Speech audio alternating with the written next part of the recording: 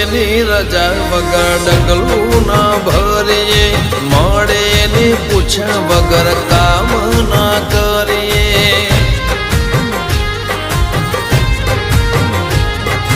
માતાના પ્રતાપે રાજ અમે કરીએ, દર્શન એના કર્યા વગર ઘેરથી ના નીકળીએ। હો મારા ઘરમાં મહાકાળીની કાયમ હાજરી, ખૂટવા ના દે દૂધ નહીં બાજરી। મારા ઘરમાં માતાને કાયમ હાજરી, ખૂટવા ના દે દૂધ નહીં બાજરી। દયા કર જે માં તું દયાળી, દયા કર